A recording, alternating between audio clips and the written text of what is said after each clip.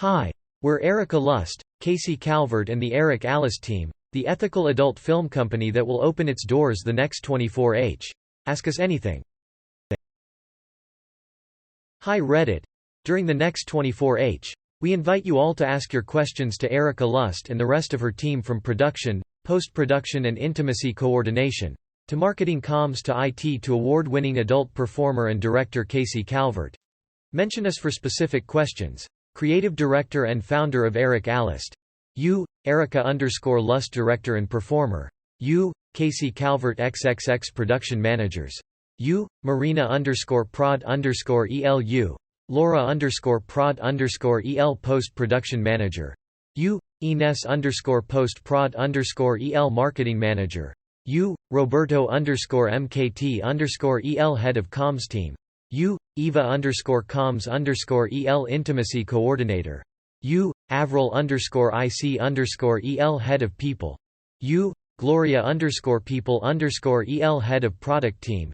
You, Freddy_Prod_Tech_EL Head of IT Team. You, Sergio_it_EL also. We invite you to watch 3 of our top movies from our streaming platforms. Ask us anything about them or about the types of content each platform has to offer. Watch X Confessions Hannah for free. Watch Lust Cinemas The Intern for free. Watch L Cinemas The Listener for free. Thanks.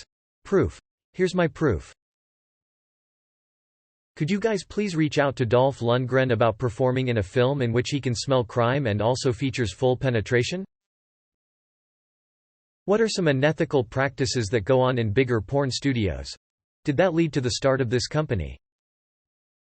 What led me to create ERIKALUST was the mission of having more women, BIPOC, and LGBTQ+ people behind the camera in all key positions to bring their unique perspectives on the representation of sex, challenge the status quo of the male-dominated porn industry, and reclaim a genre that shouldn't be seen exclusively as the purview of white cishet men. I like to think that our values inspired the larger industry to follow suit. However, it's crucial to mention that sex performers have always been the ones who have always encouraged porn productions to do better, improving working conditions by implementing consent talks before or on set, for example. In fact, I've been learning from sex performers every day for 20 years. Your reply makes me think that ethical is just a marketing catchphrase and not necessarily value-driven for some reason. Also, wanting diversity is not equal to being ethical. Thanks for replying. P.S. Opt does a great job of explaining different facets of ethics concerning the industry when you scroll down. I guess my previous reply was more referred to your second question than to your first one. I'll try again. As mentioned in another reply, ethical refers to the production practices implemented when making films. A lot of what makes porn is happening behind the scenes. Ethical is a broad, ongoing, even subjective concept. Ethical to me includes how performers are treated, how the movies are made, how they are edited and distributed. There are different layers that aren't always visible on your screen when you watch porn. It's vast, and there's so much that goes into it. Ethically produced porn typically exists behind a paywall or is subscription-based. This is because of the money that goes into production. There are so many people involved in ethically produced porn versus other sets, from what I have garnered when talking to the performers I work with. They typically say they feel like they are treated as stars when they work with us, experiencing a level of care they don't usually experience. There can sometimes be as many as 50 people on set versus 2 or 3 on other mainstream sets. Our most important value in terms of ethics is that we want to ensure everyone feels safe and comfortable throughout the process. There are talks throughout the day and before filming. With the help of our intimacy coordinator, you can ask her any further questions here. You, Avril_IC_L. We explore consent and boundaries from the very beginning of the whole production process. We discuss what they would be comfortable doing and not okay doing while leaving room for nuances as and when they arise. When we're on set, we check in again with performers to see if anything has shifted since we last spoke. There's also a plan if we need to support further or if anyone is suddenly not feeling okay for any reason. Who are the people who create porn and how porn is distributed also has an impact on the messages we send out. For example, on free online porn sites, lesbian porn is made very much for a male audience. Therefore, it's not relatable for lesbian people, but much more intended to fetishize them. Giving leading roles to queer directors, producers, and performers so that they can create sex scenarios that feel relatable for the queer community is not only about wanting diversity. It's about changing dominant, patriarchal narratives. It's about defying the status quo of mainstream sexual representations. Diversity might sit in the feminist and diverse porn spectrum, but being aware that queer people should be the ones representing queer desires, that females should be the ones representing female desires, and giving them money and a platform to showcase their talent and spread their messages. That, to me, it's also pretty much about work ethics and political values. Hope this helps a bit more to respond to your questions. What will the main differences be in your productions versus a typical adult production company? Or is the aim for it to go unnoticed? I will say our values is what makes us different. Our movie set is like any other non-porn professional movie set. The only difference is that we don't cut after the actors get steamy. I work in regular movie sets, and every time a scene involves anything intimate, we clear the room and it's all very respectful and etc., but you always get a feeling of, that was awkward as hell. So in my head, porn always gets done by 4 to 5 people where everyone is like, "Ah, fuck it. Who cares?" But when it's an actual crew, how does that go? Like sound really goes, "Wait, can you moan softer? It's peaking," or script is like, "Oh wait, you were kissing the other tit, and your hand was deeper down there, is it like thought? 'Cause that's what I'm picturing, haha." For a lot of porn, it is 4 to 5, or sometimes like 2. People who are like, "Aw fuck it. It looks hot, who cares?" But when it's an actual crew, it's exactly how you describe. As you, Marina_Prot_EL said, our sets are like any other set. The sound guy absolutely adjusts levels during sex to make sure it's not peaking, and Scripty absolutely keeps track of continuity. I will say, the crew, myself included, try to interrupt less during a sex scene because I think it leads to a better, more intimate real performance, but my production designer would murder me if I said I wasn't obsessive about things like bedsheet continuity. Question for Casey. What was the transition from performer to director like? Also, in the last few years, premium sites, Girls Way, Sweetheart, etc., have portrayed themselves bringing more ethical practices to adult film production.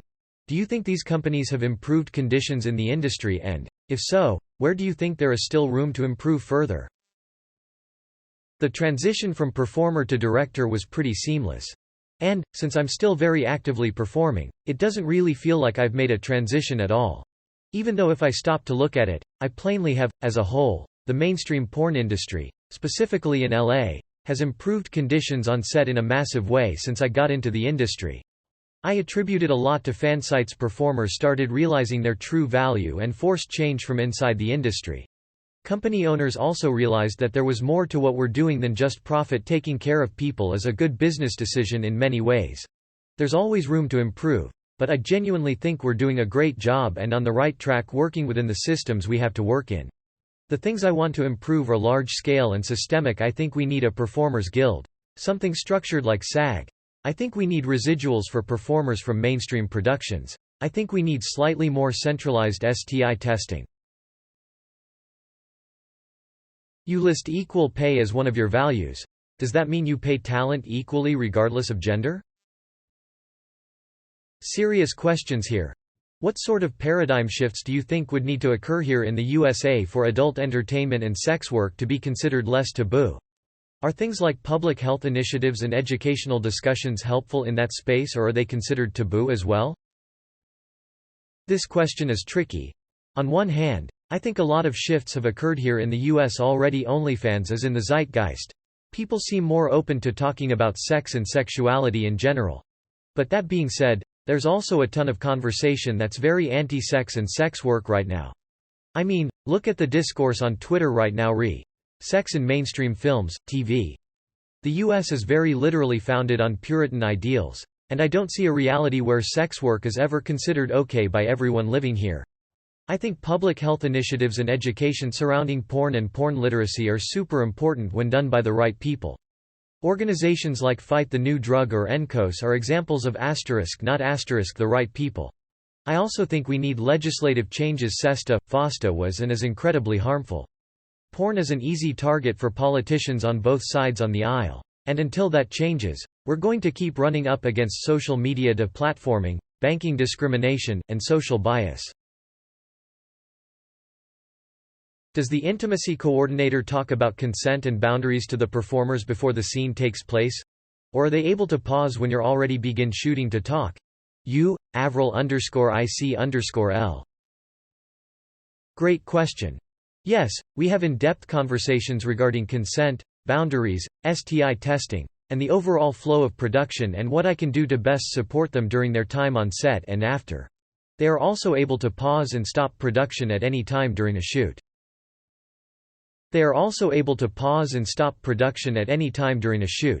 That reminds me about freeze from improv classes. It's kinda like that. Except for freeze we use previously agreed upon safe words. Can porn ever be entirely ethical given that coercion can be hidden even from the producers, like a pimp or boyfriend working behind the scenes to force their partner to do a scene? It seems like sex workers will end up admitting that they never fully consented. Perhaps due to drug issues, having a family to support, a pimp, abusive partner, etc. It seems like it would be impossible to check for that. When sex is the product being sold, sex abuse will run rampant. The idea of ethical porn seems dubious to me. Do you have a response? Full disclosure. I'm an ex-sex worker and worked with many sex workers. My experience is that the seedy underbelly of sex work can't be entirely avoided even with the best conditions in place. Does this not apply to all forms of labor regardless of field? This has a ton of upvotes, so I'm gonna jump in. Can labor ever be entirely ethical under capitalism? It seems like people who work at McDonald's will end up admitting that they never fully consented. Perhaps due to drug issues, having a family to support, a shitty manager, abusive partner, etc. It seems like it would be impossible to check for that. I'm not being hyperbolic. One of the things I'm trying to do as someone in sex work with a ton of privilege is educate myself more on the experiences of people who engage in survival sex work. Your question is full of bias. Your first example is drug issues, after all. Needing to go to work is not an absence of consent. And, not wanting to go to work is not an absence of consent. Hi. What is your IT infrastructure like? What are you spending resources on? Are you also ethical with your IT team, or do you call them even when they're not on call? Context. I'm a sysadmin in healthcare and as life-saving as IT can be. Management still doesn't spend real money on us and they don't allow us to live life without unofficial on-call. We get called off hours all the time, and this coupled with lack of resources makes life very frustrating. Our web applications architecture is based on Nuxt for front-end, Laravel for back-end, running in Kubernetes, and hosted in AWS. There are also integrations for A/B testing, tracking, CRM or payment providers. We are focused on bringing the best experience to our users, working on reducing the possibility of being impacted by attacks and making the system scalable in a cost-effective way. I hope my team thinks I'm ethical, but they should say so, not me. We work following agreed processes in order to ensure the stability of the applications, reducing the probability of having issues during non-working hours and last-minute changes.